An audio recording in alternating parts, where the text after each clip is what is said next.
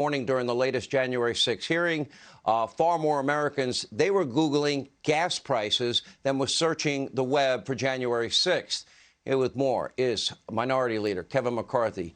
First of all right, so this information comes out about you and President Trump and things you said regarding this, and a lot of people thought that you guys had a split. And then all of a sudden you show up in a meeting and apparently you guys are on the same page again. What happened?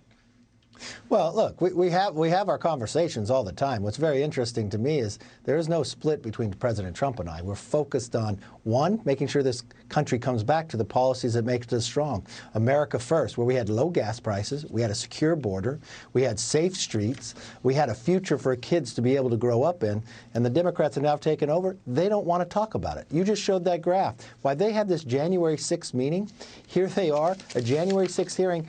Overwhelmingly, people are Googling about gas prices. Moody's has shown us that now their families are spending $311 more per month. That's paying for a new car without getting the car. 64% of Americans are driving to the grocery store less because they can't even afford the gas to get there. And the Dems won't talk about it because they have no solutions. So what would Republicans do? What would be different if in November, next January, when the new Congress is in place and it's a Republican majority in the House and let's say a Republican majority in the Senate, but Joe Biden is still president? What would be different? Well, the first thing we take over the House, we're going to make a commitment to America. We'll lay out exactly what we'll do. We'll make America energy independent. They'll make the gas prices lower, put more money into your pocket. We will secure the border.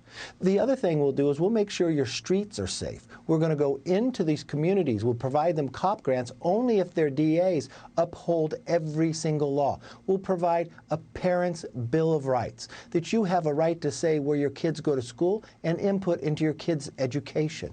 That's just the start of what we'll do.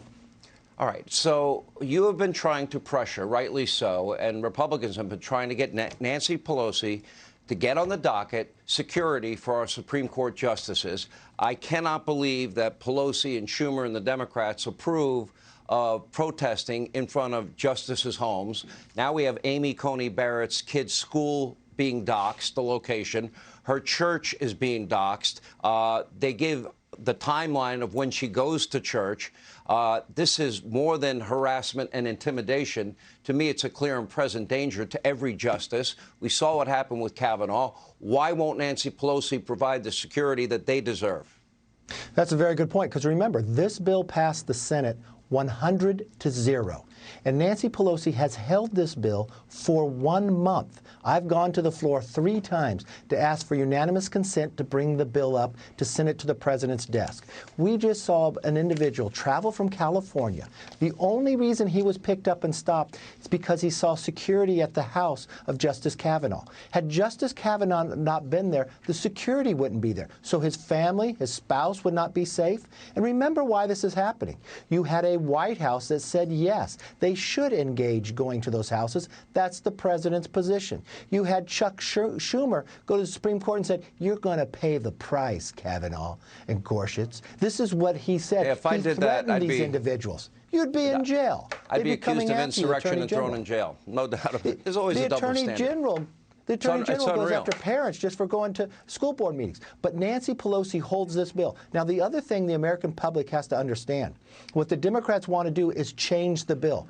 Not to make it better, but to send it back to the House and delay it. They're doing everything they can. And you have a Supreme Court that is making decisions.